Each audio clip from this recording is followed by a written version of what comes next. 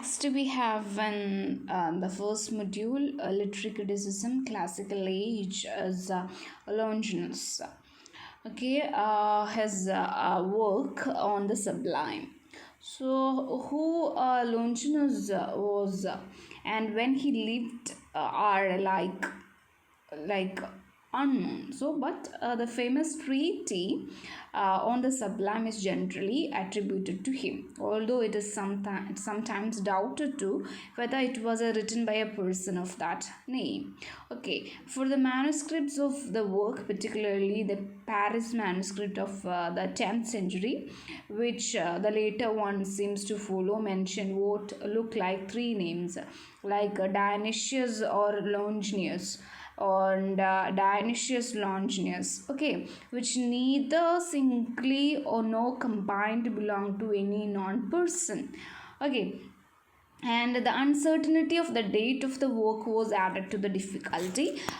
Some believe it to be a work of 3rd century AD, identifying the author with Cassius Longinus, who was a minister of Queen Zenobia of Palmyra, a Syrian protectorate of Rome, and some maintain that it could be known to have been written later than 1st century AD, in which the case the identity of the author cannot be established for the reason already stated, that he was a Greek and a rhetorician.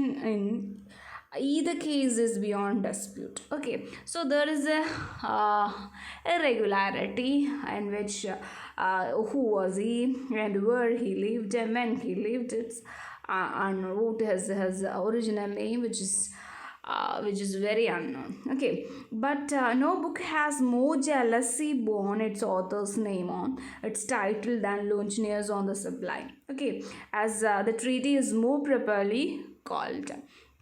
So we have been discussing on the Sublime of Dionysius Longinus. We seems to know him as Dionysius Longinus. So 3 things we need to know: the romanticism in his work, sublimity literature according to him, and source of sublimity in reference to his work on the Sublime. Okay, and it is written in Greek, actually addressed like Horace Ars Poetica that we have seen, and as it has come down to us, it is not whole. Okay, at least 1/3 of it is missing. അതിൻ്റെ മൂന്നിലൊരു ഭാഗം missing ആണ്. But even the parts that remain, though disconnected, are enough to place the author by the side of Aristotle and the logic and penetration of his judgment. Okay, while his declared subject is rhetoric, its central argument is what constitutes sublimity literature. So ഇപ്പോൾ മെയിനായിട്ട് ഇതിൽ പറയുന്ന ഒരു idea is sublimity literature. And ആ 3 കാര്യങ്ങളാണ് മെയിനായിട്ട് ഇതിൽ നമ്മൾ ഡിസ്കസ് ചെയ്യാൻ പോണത്. Longinus as a romantic writer, and romanticism in his work, and sublimity in literature, and he is also mentioning about sources of sublimity. So അപ്പോൾ നമ്മൾ പറഞ്ഞ പോലെ തന്നെ ഗ്രേറ്റസ്റ്റ് ഗ്രീക്ക് ക്രിറ്റിക്സ് ആയിട്ട് അറിയപ്പെടുന്നുണ്ട്. പക്ഷേ what is he and where, when and where he belongs, which is there is controversies in that. His On the Sublime is an immortal critical document of great worth and significance. It deals with the principle of sublimity in the world of writing. He was the first European critic who emphasized the importance of style. He made use of both historical and comparative methods in literary criticism. So the controversy is നമ്മൾ പറഞ്ഞ പോലെ തന്നെ Scott James hails him as the first romantic critic, whereas Professor Atkins, in other words, admires him as a great classical critic. And Atkins admires him as a great classical critic. In fact, Longinus is a classicist in taste, romantic in temper, and an idealist at heart. അങ്ങനെയാണ് നമ്മൾക്ക് ആരെ അടയാളപ്പെടുത്താൻ പറ്റുക? ലോഞ്ചിനിയസിനെ അടയാളപ്പെടുത്താൻ പറ്റുക literary critic വേൾഡിൽ. So he anticipate much that is modern in critical world. So ഇപ്പം എന്തൊക്കെയാണോ ഒരു റൊമാൻറ്റിക് എന്ന നിലയിൽ എന്താ പറയുക ലോഞ്ചിനിയസിനെ നമ്മൾ അടയാളപ്പെടുത്തിയിരിക്കുന്നത് എന്നുള്ള കുറച്ച് കാര്യങ്ങളാണ് നെക്സ്റ്റ് പറയാൻ പോണത്. So he is a romanticist in temper. Okay, so with Longinus, the classical criteria of literary perfection undergo a change. അപ്പോൾ അങ്ങനെയാണ് നമുക്ക് ആ ഒരു വർക്ക് വായിക്കുമ്പോൾ മനസ്സിലാക്കാൻ പറ്റുക. So it had been supposed hitherto by Greek and Roman critics alike that if a writer followed the rules of the art as deduced from the practice of the ancient master, he would with help from nature attain to perfection. Okay, the whole tendency of classical criticism is in this direction. അപ്പോൾ ബാക്കിയുള്ളവരെ പ്രാക്ടീസിന് എന്ത് ചെയ്യുക, rules of ആർട്ടിൽ ഇവിടെ കൊണ്ടുപോയി നടക്കാം. So the provision of large number of positive rules inevitably suggest to the feebler minds at any right that if you do not break these rules it will be all right with you. അപ്പോൾ എന്താണ്, തുടർന്ന് വരുന്ന rules and റെഗുലേഷനിൽ കൂടെ തന്നെ പോവാം. So അങ്ങനെയാണെങ്കിൽ മാത്രമേ നീ എന്താവുള്ളൂ, ഗ്രേറ്റസ്റ്റ് റൈറ്ററായി മാറുള്ളൂ. The nervous terror of excess has even strong influence in the same direction. So much of his own criticism follows this very line. Okay, he has attempt to reduce sublimity to the dry bonds of rules and precepts and the injunctions he lays down for the use of artistic aids to sublimity, which read alike those laid down by Aristotle, Horace, Quintilian, ബാക്കിയുള്ളവരെ പോലെ തന്നെയാണ് ആൾ. പക്ഷേ his new test of literary excellence and transport is one. So instruction, delight, persuasion, all of which kept the reader within the bounds of reason, summed up the classical ideal of literary perfection. അങ്ങനെ ഉണ്ടെങ്കിൽ പോലും into this Longinus introduces the storm and fury of a romantic movement. ബാക്കിയുള്ളവരെ പോലെ തന്നെ ഒരു classical ട്രഡീഷനിൽ വരുന്നുണ്ടെങ്കിലും ഒരു റൊമാൻറ്റിക് മൂവ്മെൻറ്റിൻ്റെ സ്റ്റോം ആൻഡ് ഫ്യൂരി അദ്ദേഹത്തിൻ്റെ വർക്കിലുണ്ട്. By admitting the full play of the passion in the production of master piece. So ആ ഒരു freedom is the very base of romantic temper. It is impatient of rules and follows its own bent ഉണ്ടെങ്കിൽ പോലും it is true that Longinus does not leave it entirely free അല്ല. Lays down rules for its guidance based on nature's on practice. And അദ്ദേഹം പറയുന്നുണ്ട്, mere grandeur he says expose to danger when left without the control of reason and the bad scientific method. So literature എന്ന് പറഞ്ഞിട്ടുണ്ടെങ്കിൽ അദ്ദേഹത്തിൻ്റെ mechanical വർക്കല്ല, a thing of the spirit of imagination ആണ്, of feeling and gift of communication ആണ്. And again and again he directs attention from the technical to the more elusive and spiritual side of ലിറ്ററേച്ചറിലേക്കാണ് അദ്ദേഹം കൊണ്ടുപോകുന്നത്. അപ്പോൾ ഒരു romantic ആണെന്ന് ആളെ അറിയപ്പെടാനായിട്ടുള്ള വേറെ കുറേ റീസൺസ് പിന്നെയും പറയുമ്പം he insist upon passion, ecstasy, beauty, transport, imagination, intensity, inspiration, exaltation, subjectivity and emotions. All these are the features of romanticism. Okay, പിന്നെ അദ്ദേഹത്തിൻ്റെ love of beauty, love for art, love for violating rules of the ancient make him ഒരു romantic ക്രിട്ടിക്കാക്കി മാറ്റുന്നുണ്ട്. And is really a romantic critic because he believes in the romantic function of literature and discards the moral function of literature. അതിനെ അദ്ദേഹം ചെയ്യുന്നുണ്ട്. So it is you so the seed of romanticism എന്ന് വേണമെങ്കിൽ പറയാം.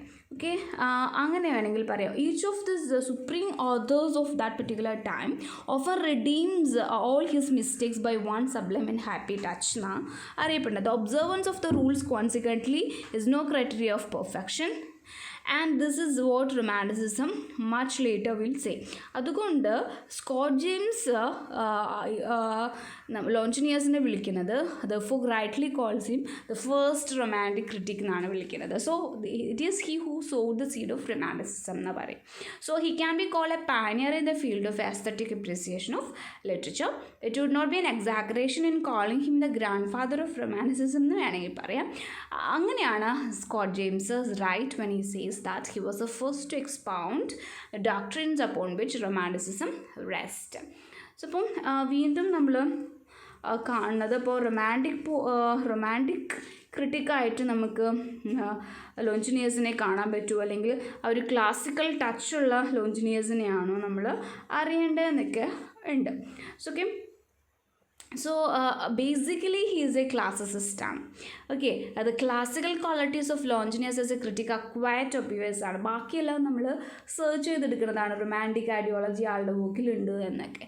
Okay, he likes inspiration. അപ്പോൾ as a romantic ക്രിറ്റിക്കിനെ പോലെ തന്നെ ആൾക്ക് എന്തിഷ്ടമാണ്, ആ ഒരു ഇൻസ്പിറേഷനാണ്. But does not ignore perspiration. Okay, so hard work അവിടെ ഉണ്ട്. സോ ലോങ് തിങ്കിങ് അവിടെ ഉണ്ട്, പ്രോസസ്സ് ഉണ്ട് അവിടെ. It shows A great reference for the ancient Greek models four tradition advocates imitation. And as a classicist, he laid emphasis on order, grandeur of thought, and language. He believes in rules and regulations. As a classicist, he stands for restraint. അവിടെ limitation ഉണ്ട്, fitness ഉണ്ട്, correctness ഉണ്ടായിരിക്കണം, rules ഉണ്ട്, selection ഉണ്ട്, balance ഉണ്ട്, ഇതെല്ലാം വേണം. He stand for the use of refined and cultivated poetry style. അപ്പം സാധാരണ ആൾക്കാർക്കൊന്നും ഉണ്ടാക്കാൻ പറ്റാത്ത തരത്തിലുള്ളൊരു ലാംഗ്വേജ് ആയിരിക്കണം. അപ്പോൾ ഇതൊക്കെയാണ് ക്ലാസിസിസം എന്ന് പറഞ്ഞിട്ടുണ്ടെങ്കിൽ അതിൻ്റെ ഫീച്ചേഴ്സ്. സാധാരണപ്പെട്ട ആൾക്കാർക്ക് എന്ത് ചെയ്യരുത്, മനസ്സിലാവരുത് അവർ എഴുതുന്ന കാര്യങ്ങളൊന്നും. So grandeur of thought, nobility ഒക്കെ അതിൻ്റെ അകത്ത് ഉണ്ടാവണം. സോ ഇതെല്ലാതും all these affinities show that he is one of the greatest classical critics of his times. അപ്പം ആറ്റ്കിൻസ് ആണ്, പ്രൊഫസർ ആറ്റ്കിൻസ് ആണ്.